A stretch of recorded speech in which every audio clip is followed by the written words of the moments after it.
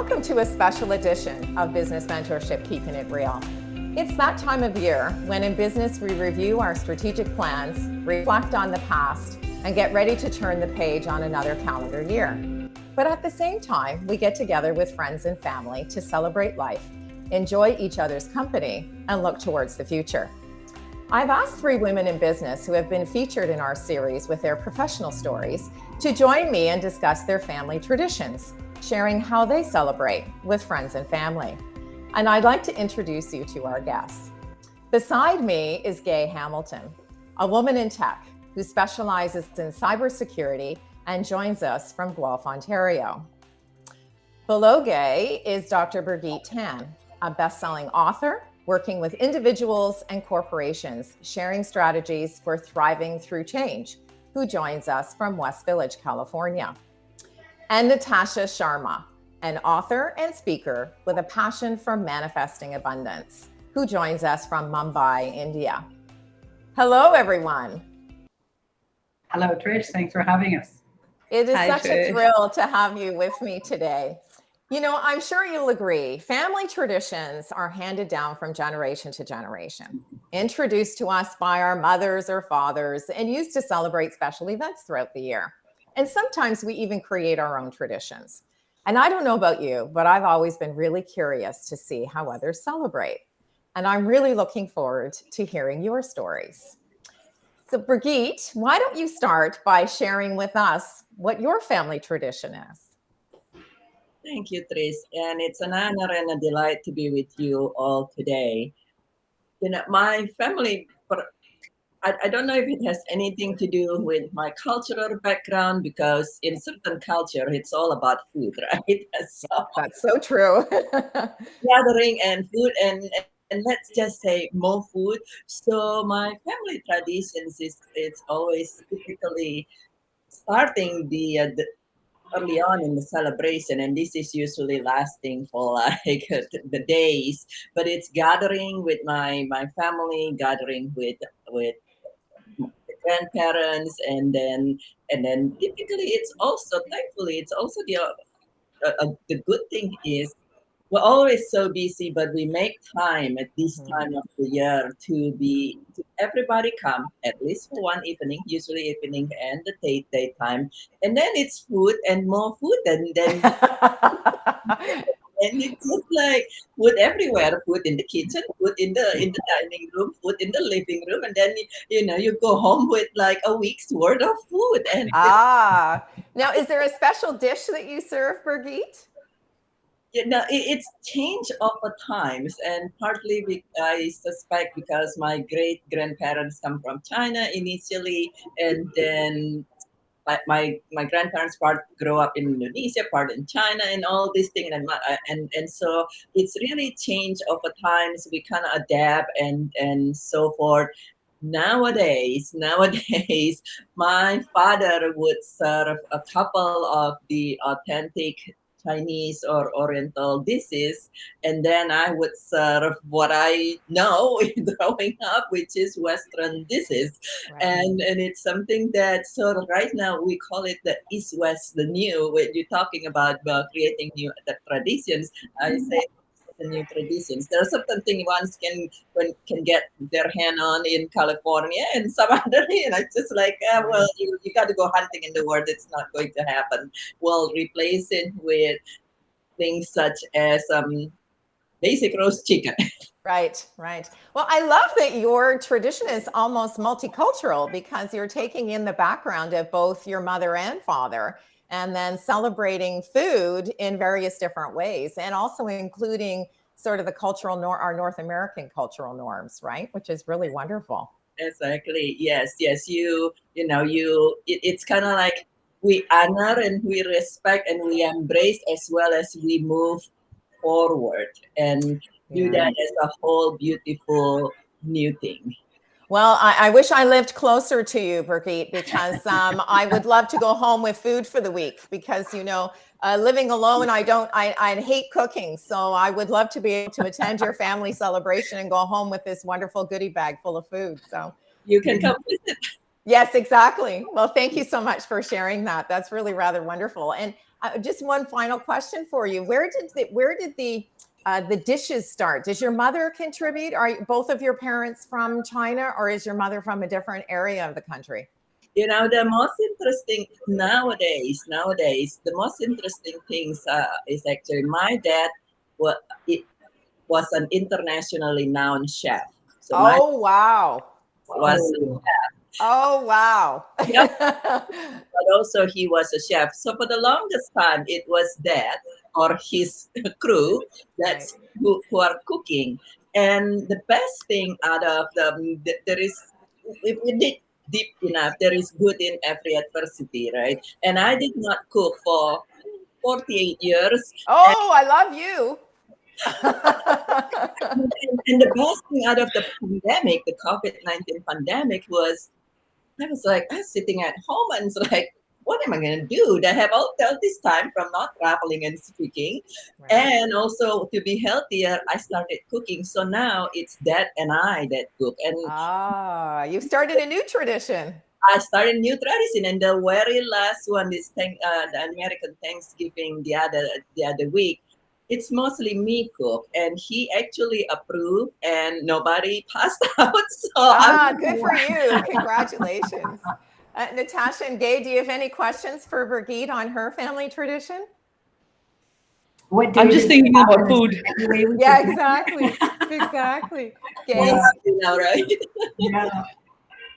Well, thank you so much for sharing that, Brigitte. And I love that now that you've taken on a new tradition with your dad, and that must be really fun in the kitchen. You must learn some great tips from someone who's a professional chef, right? I sure did. Fantastic. Now, Natasha, why don't you share what your family tradition is? Because I have a feeling, we talk about multicultural, all of us are coming from different places. We have, United States, Canada, India. But the wonderful thing is even our family backgrounds are then different again, right, from where we live. So share with us one of your family traditions. So, I mean, it might sound a little typical, but I am going to talk about Christmas. Okay. Because, again, like you said, I'm loving the fact that this theme is emerging around food and multicultural things. So, even though I live in India right now, I'm not from India. I'm from the UK. I was born and brought up in England. Oh, wow. And I'm third generation British. And my family hasn't stayed, like a lot of people who immigrated, they have the communities of fellow Indians or Bangladeshis, Pakistanis, or Sri Lankans. They all stay quite integrated within themselves, whereas we are part of the whole fabric. My grandmother had 6 children, my mother's mother, and all of them married different religions, each and every one. So within our immediate family, we have Jews, Catholics, Protestants, Muslims, all of them. So my cousins are all half and half, and even me. So we're basically, as a family, we're basically 6.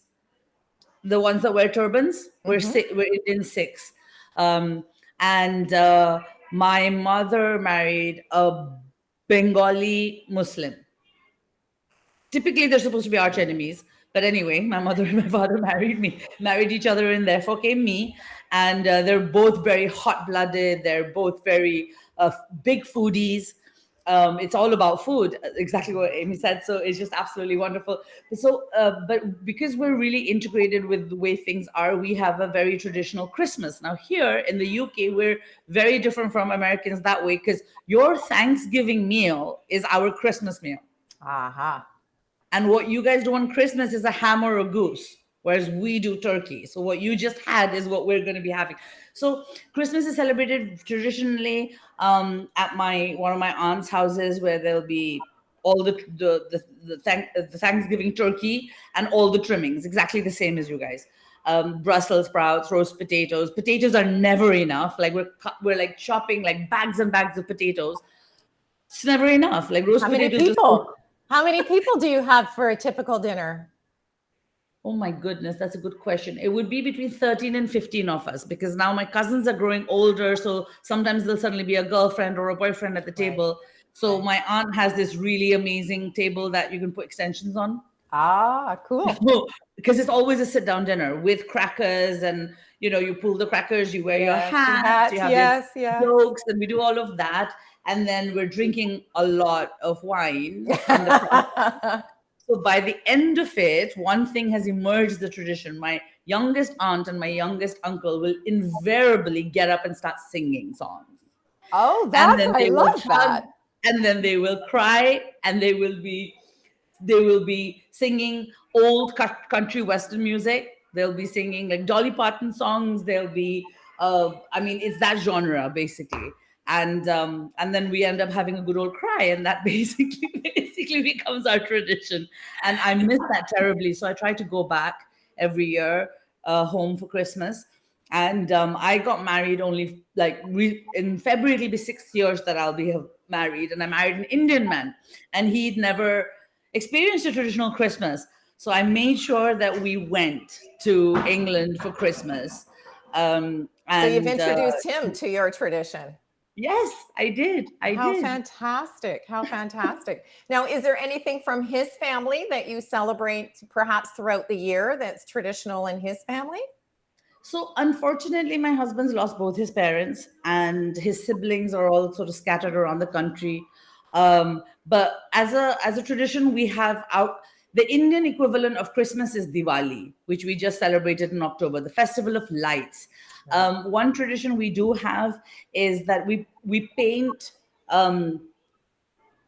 what would be the word, murals on the floor, and then we decorate with flowers and lights. So his daughter, my bonus daughter, she will come over every Diwali and do the painting in our house, and she does it for her mother in her house. So that's one thing we do. And then of course there's food and alcohol and sweetmeats and all the usual. That's fantastic. I love the mural idea and celebrating, at a different time of year.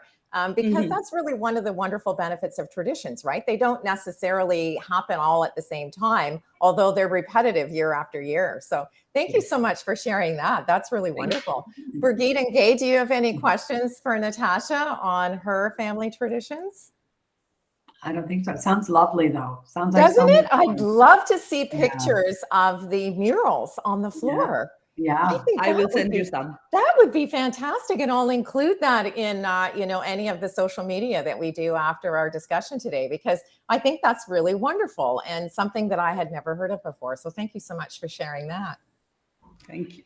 Now, Gay, I love your Christmas tree because I don't decorate for the holidays. Sometimes I put up a family nativity scene, which do you remember the days when ceramics were really popular and we were all sort of doing the crafty thing? My mother made a beautiful nativity scene, and so she's now gifted it to me. So sometimes I will put that up in my living room. And I do have a Santa Claus that wears blue jeans, and he has a little rope belt that, I bring out every year because, and I sent out a social media post recently to a friend of mine, and I said, well, look at this gray-haired man that showed up on my doorstep, and he promised me presents and a ride in a really cool sleigh, so I let him in. So that's about the extent of my decorating for the holidays, but I love your tree. Oh, well, thank you. Well, I have grandkids. Ah, well, so that makes the world of difference, right? I have to make the effort. And the funny thing is, like, what you can see is all there is to that tree. It's only that tall. And I have a dry cleaner bag that I just pull on the top of it, but Christmas is over and it goes in the closet. So that's the extent of my decorating. It's that's fantastic. I love that it's easy peasy and, and easy to store and easy to enjoy. So, well, we're anxious to hear about your Christmas tradition or your tradition and family tradition, Gay. Well, I sort of sifted through a bunch and sort of came down to the one that's the most important to me. And that is, we always got together when I was a kid. We always had Christmas morning, just my mom and my dad and my sister and I, and that was it for Christmas morning and opening presents and stuff. And my mom was bigger than Mrs. Claus when it came to Christmas. Like you couldn't see the tree for the presents when you came down in the morning. Nice. And there was nothing under the tree until Christmas morning. So it was like Santa brought it on Christmas Eve. Santa brought it all. It was incredible, like just absolutely incredible. One thing we always got in our stockings for Christmas was socks and underwear. So as basics. right? As a kid, we would open this and go, oh, this is so lame. As a mother who was then stuffing stockings in the future, I was like, the socks are great because they take up a lot of room. And it's something they need anyway, so this is going to work out great.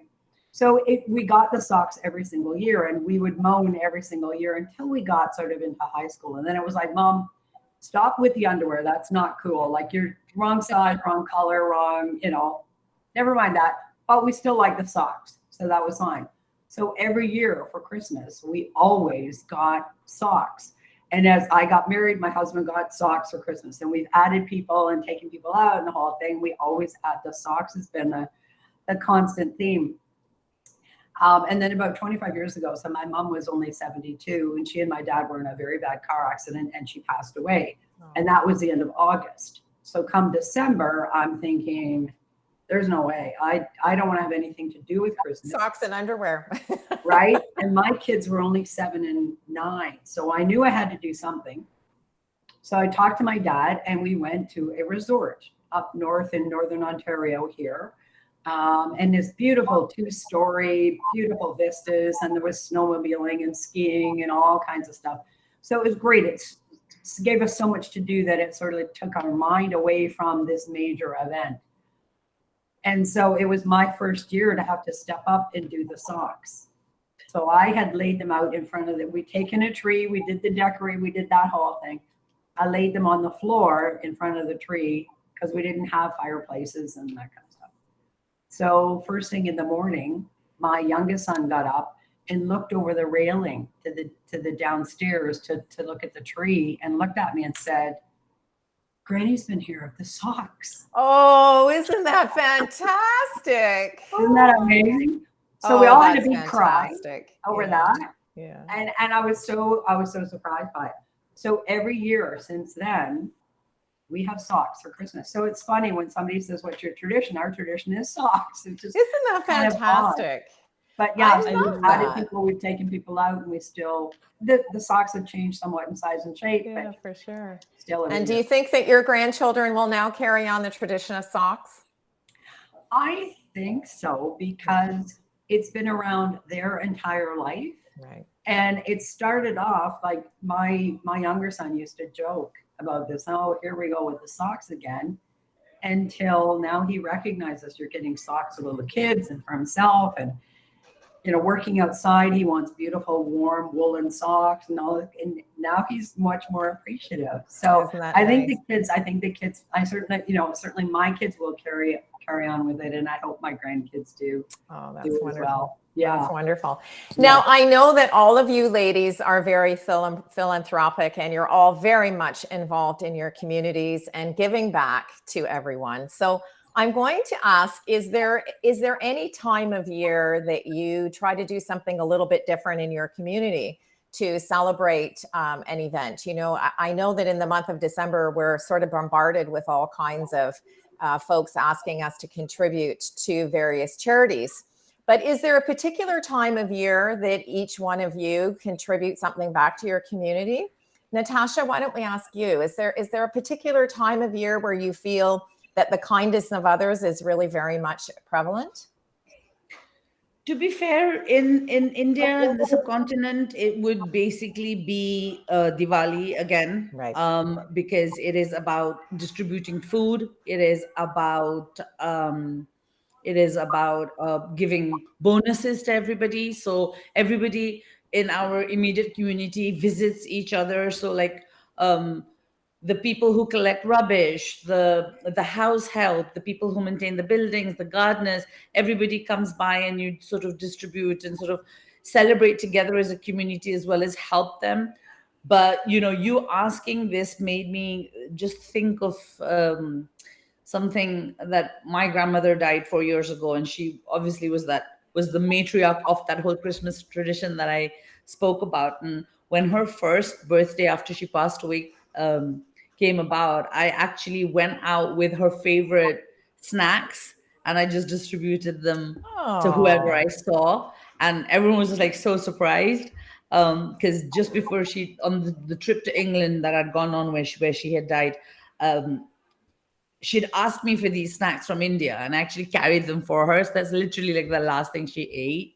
So Isn't that's that why wonderful? yeah. Oh, that's really, what a wonderful way to commemorate your grandmother's memory. That's really wonderful. Birgit, I know that you are a cat lover. So I don't know about you, but I used to always have some special treats for my pet. And, she was part of the family, especially if you don't have any children, our pets become really part of the family. So is there a time in your community, and I know that your background is actually in, veterinary and oncology. So is there a particular time in your community when you do something or you notice or recognize the kindness of others? Trish, it's a yes and. So first is I usually, for me, when it comes of helping, I know I see that the help is needed all year round. So I actually practice tithing, where you contribute at least 10% of your gross income. Oh, wonderful. Every month. And because it's the sustainable to be able Contribution. Yeah. sustainable contributions, that's really, really helpful for all these organizations who's doing great work. And so that's one. And I do recognize not necessarily the holiday. Of course, I participate in Sure.